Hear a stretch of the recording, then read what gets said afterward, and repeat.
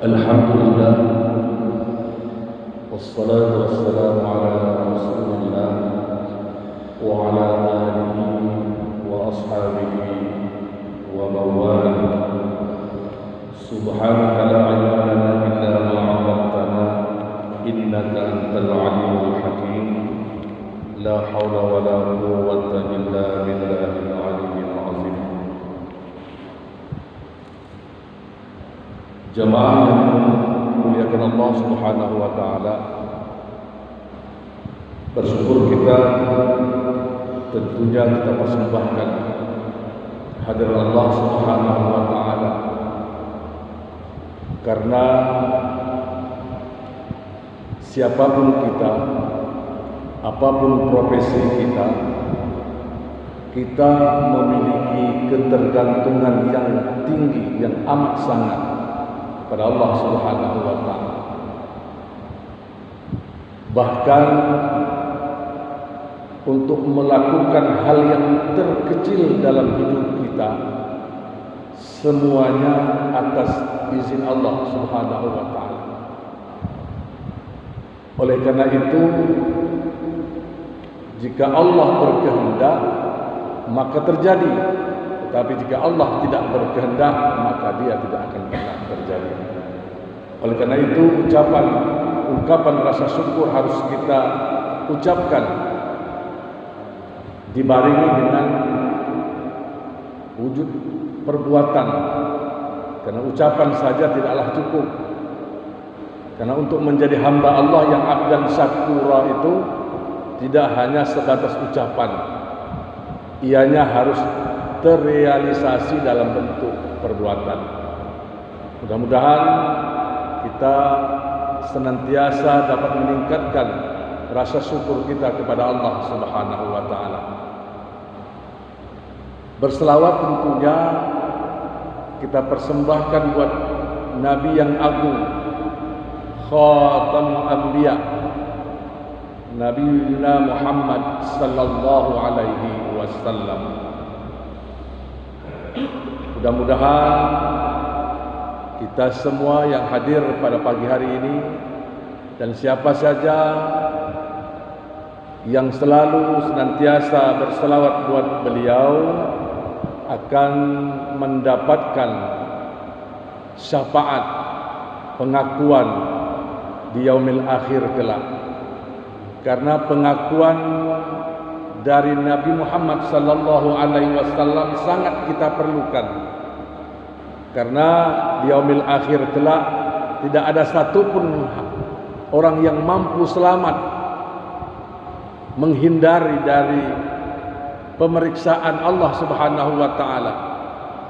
Tidak ada yang mampu berkilah di hadapan Qadhi Rabbul Jalil. Kalau di dunia ini barangkali kita masih bisa berlindung, kalau istilah orang tua-tua kita, berlindung di balik daun selembar. Nanti terkala kita berada di yaumil akhir, kita tidak bisa berlindung. Semuanya akan bersaksi di hadapan Allah Subhanahu wa taala. Al-yauma nakhtimu ala afwahihim wa tukallimuna aydihim wa tashhadu arjuluhum bima kanu. Ini dia. Oleh karena itu, mudah-mudahan di yaumil akhir kelak kita akan mendapatkan syafaat dari baginda Rasulullah sallallahu alaihi wasallam dan dimasukkan ke dalam surga bersama baginda Rasulullah sallallahu alaihi wasallam. Amin. Jamaah yang dimuliakan Allah Subhanahu wa taala, izinkan saya membaca dua firman Allah Subhanahu wa taala. Yang pertama, firman Allah dalam surah Al-Qasas ayat 77, di mana Allah Subhanahu wa taala berfirman, "Wabtaghi fima ataqallahu ad-daral akhirah wa la tansa nasibaka minad dunya." Kemudian di ayat yang lain di surah Ar-Ra'd ayat 11, Allah Subhanahu wa taala berfirman, "Innallaha la yughayyiru ma biqaumin hatta yughayyiru ma bi anfusihim." Jamaah yang dimuliakan Allah Subhanahu wa taala, sebagai pengantar barangkali dalam sebuah riwayat yang seperti mana yang diriwayatkan oleh Imam Abu Daud dalam Sunan Abu Daud, diriwayatkan bahwa suatu ketika tatkala Rasulullah sallallahu alaihi wasallam baru saja selesai melaksanakan salat subuh berjamaah. Tatkala itu Rasulullah melihat di sudut masjid ada seorang laki-laki yang sedang duduk. Ada laki-laki. Lalu Rasulullah sallallahu alaihi wasallam mendekati laki-laki tersebut. Ternyata laki-laki yang duduk di sudut masjid itu adalah Abu Umamah. Abu Umamah. Lalu Rasulullah berkata kepada Abu Umamah, "Wahai Abu Umamah, kenapa engkau masih duduk di masjid? Sedangkan saudara-saudaramu, sahabat-sahabatmu sudah bertebaran, sudah keluar." Abu Umamah berkata, "Ya Rasulullah, aku punya beban, aku punya masalah. Aku sekarang sedang bertafakkur. Mudah-mudahan Allah Subhanahu wa taala memberikan solusi, jalan keluar terhadap masalah yang aku hadapi." Lalu Rasulullah berkata, "Wahai Abu Umamah, maukah engkau aku berikan, aku ajarkan satu doa yang mudah-mudahan dengan doa tersebut Allah akan memberikan jalan keluar kepadamu." Lalu Rasulullah sallallahu alaihi wasallam mengajarkan salah satu di antara doa yang diajarkan oleh baginda Rasulullah sallallahu alaihi wasallam kepada Abu Umamah itu adalah, "Ya Allah, berikan kepada aku perlindungan." Perlindungan dari apa? Dari kelemahan dan kemalasan. Ini dia, ini doa yang diajarkan Rasulullah kepada Abu Umamah. Artinya apa? Berlindung kita dari kelemahan dan kemalasan. Padahal Abu Umamah tadi bertafakkur di masjid dia. Bertafakkur dia. Kalau bahasa sederhana dalam agama itu disebut dengan i'tikaf di masjid. Di lain ayat dalam surah Al-Jumu'ah Allah mengatakan, "Bertebaranlah kamu, fantashiru fil ard, wabtaghu min fadlillahi wadhkurullaha la'allakum tuflihun." Ini dia. Dalam riwayat yang lain, sebagaimana yang terdapat dalam Sunan Imam At-Tirmizi, Rasulullah sallallahu alaihi wasallam pernah bersabda dalam sebuah riwayat, dikatakan suatu hari ada seorang laki-laki datang ke masjid, lalu laki-laki tersebut meninggalkan untanya tanpa mengikat. Rasulullah berkata, "Kenapa engkau tidak ikat untamu?" Kata laki-laki tersebut, "Aku bertawakal ya Rasulullah." Apa kata Nabi Muhammad? "Ikat dulu baru kau bertawakal. Ikhtiar dulu baru kau bertawakal." Meskipun segala sesuatu yang terjadi di atas dunia ini semuanya atas izin dan kehendak Allah, tetapi harus ada ikhtiar. Itu tadi Al-Qasas 77. "Wala tansa nasibaka minad dunya." Jangan pernah engkau tinggalkan urusan duniamu. Ini yang harus hati-hati kita menyikapi, mana nasib, mana takdir. Mana nasib, mana takdir. Kalau nasib itu sesuatu ketentuan Allah, tapi kita diberikan kewenangan untuk memilih. Ini tadi jam 4.30 saya yakin semua jamaah sudah siap-siap di rumah. Allah berikan dua pilihan, berangkat atau tidak. Berangkat atau tidak, itu pilihan, itu nasib. Kita berangkat sampai ke masjid, itu takdir Allah melalui kita yang menentukan. Sederhana, paling sederhana sekali adalah nasi yang ada di pinggan kita itu, dalam piring kita, Di sana ada nasi, di sana ada gulai, di sana ada sayur. Semuanya itu nikmat karunia Allah itu. Tak ada yang bisa memungkiri. Semuanya nikmat Allah Subhanahu wa taala. Apakah nasi yang ada dalam piring tadi bisa langsung masuk ke dalam mulut sampai ke lambung kita? Tak mungkin. Harus ada ikhtiar. Kita ambil nasi itu pakai sendok kayak pakai tangan kayak, kita masukkan ke mulut, kita kunyah, kita telan, baru sampai dia ke lambung. Artinya ada usaha. Oh Ustaz, udah nasib saya hari ini tak makan Ustaz.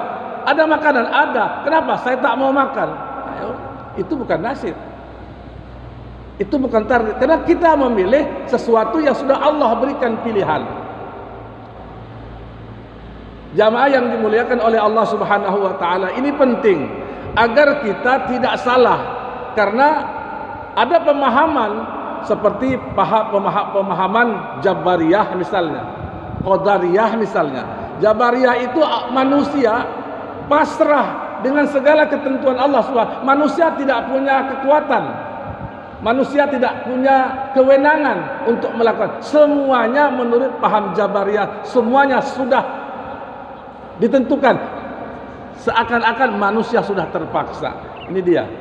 Ini perlu kita pahami. Kenapa? Karena dalam Islam itu ada yang namanya yang disebut dengan ikhtiar.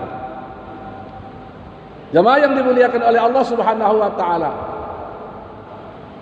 Jika pada zaman Rasulullah sallallahu alaihi wasallam sahabat Nabi itu ada 4. Ada Abu Bakar, ada Umar, ada Utsman, ada Ali. Orang yang cendekiawan itu, orang yang wawasannya bagus itu Abu Bakar. Orang yang gagah perkasa itu Umar. Orang yang kaya raya itu Utsman. Orang yang cerdas itu Ali.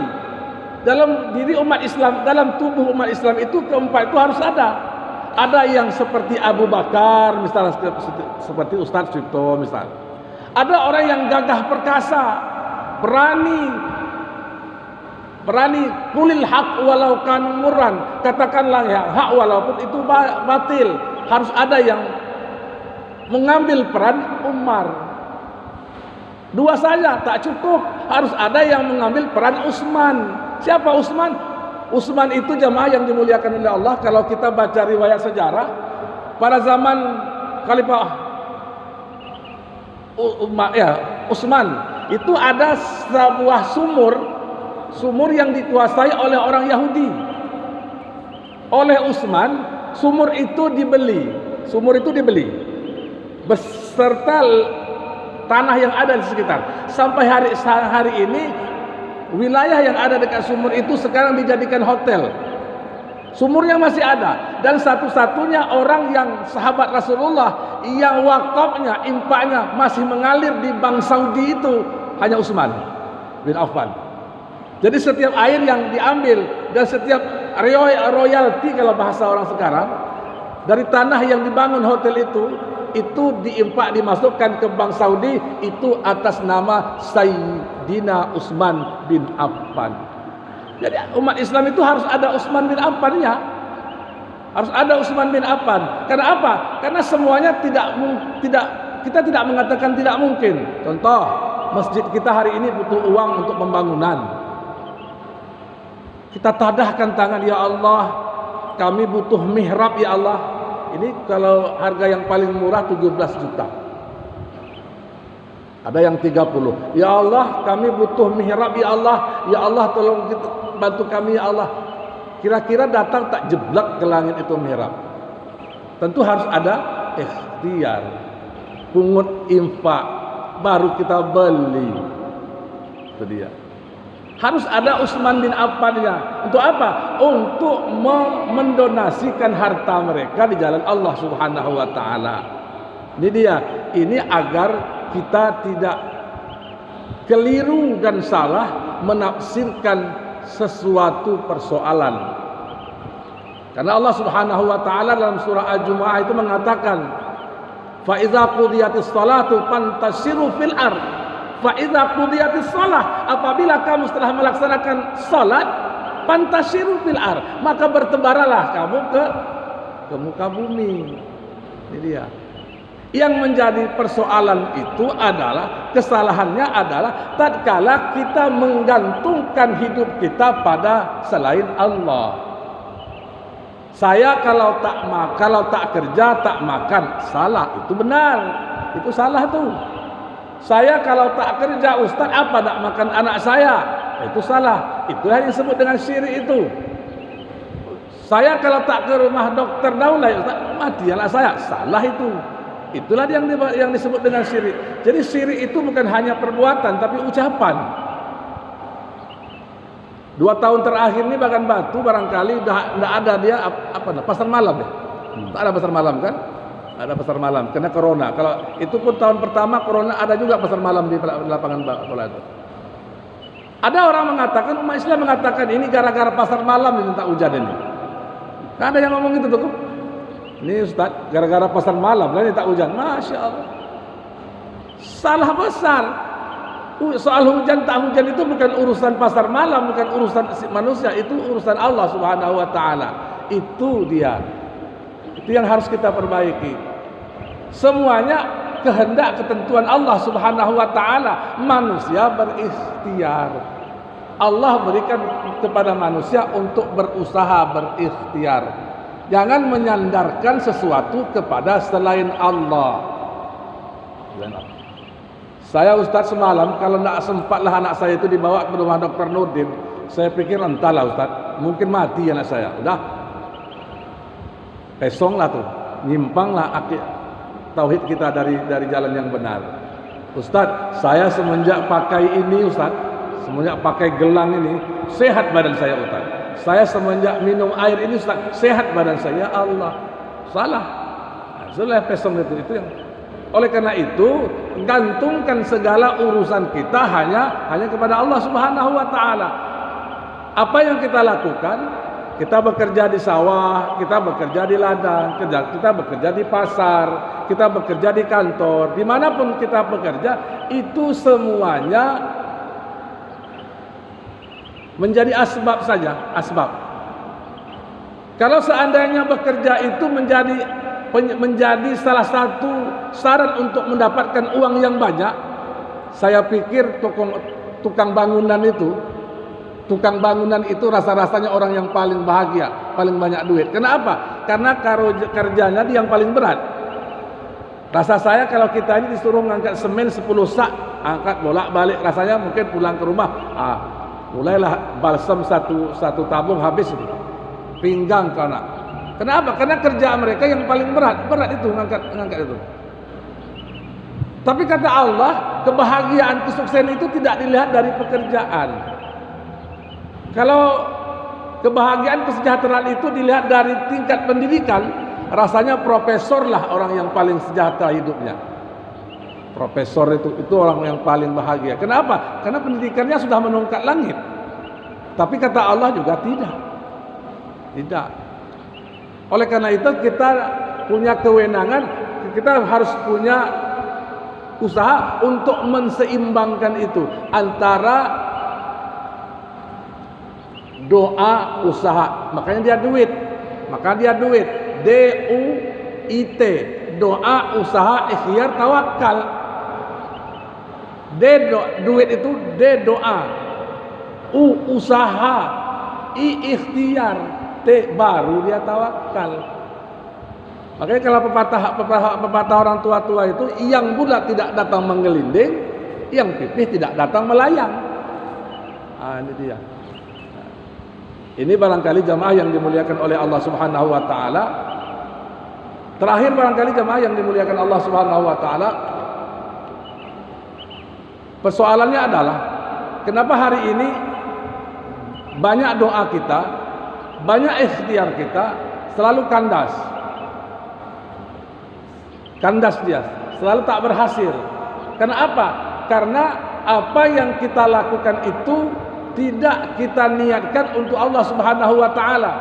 Makanya dalam surah Al-Qasas yang saya bacakan tadi, wabtaghi fima ataqallahu daral akhirah wa la tansa nasibaka dunya. Rebutlah pahala akhiratmu dulu.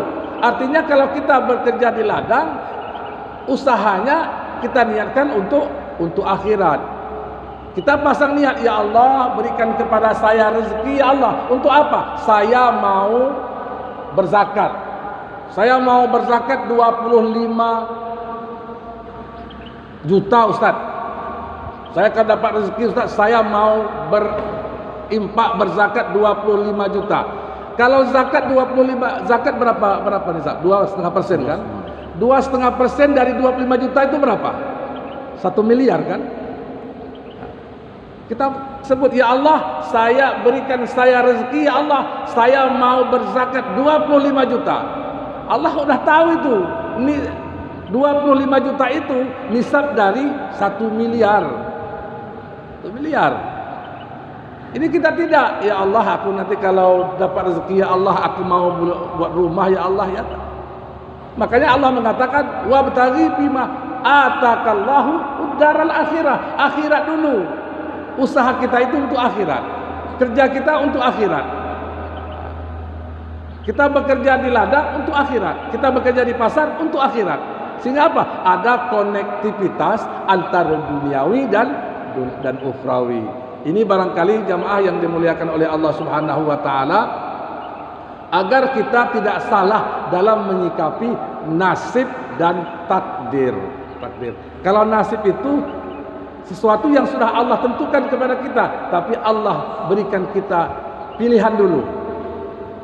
Hak batil, hitam putih, kanan kiri. Tapi tatkala kita memilih kanan, kita pilih, itulah dia ketentuan Allah Subhanahu wa taala. Tapi kalau takdir, sesuatu yang memang sudah tertulis sejak azali. Ustaz Sucipto sudah ditakdirkan dia lahir dari rahim orang Jawa. Bisa tak milih, saya Ustaz tak mau jadi orang Jawa, saya mau jadi orang Australia. Tidak bisa. Allah sudah takdirkan saya dilahirkan dari rahim orang Melayu, jadilah saya orang Melayu. Tidak bisa, aku tidak mau jadi orang Melayu Pak, aku mau jadi orang Amerika. Tidak bisa, ayah saya orang Melayu. Begitu juga Ustaz Sucipto, takdirnya sudah begitu. Takdir, tidak bisa kita, sudah tertulis di Lauhul Mahfuz, sudah tertulis di sejak azali. Ajal, maut, jodoh, pertemuan, itu takdir Allah yang memang. Jangan kita menyalahi takdir Allah Subhanahu wa taala. Jamaah yang dimuliakan oleh Allah Subhanahu wa taala, demikian barangkali mutiara hikmah kita pada pagi hari yang berbahagia ini. Mudah-mudahan ada manfaatnya bagi kita semua, dan terutama bagi diri pribadi kami yang menyampaikan. Insyaallah mudah-mudahan kita selalu berada dalam bimbingan Allah Subhanahu wa taala. Akhir kalam, billahi taufiq wal hidayah. Wassalamualaikum warahmatullahi wabarakatuh. Waalaikumsalam.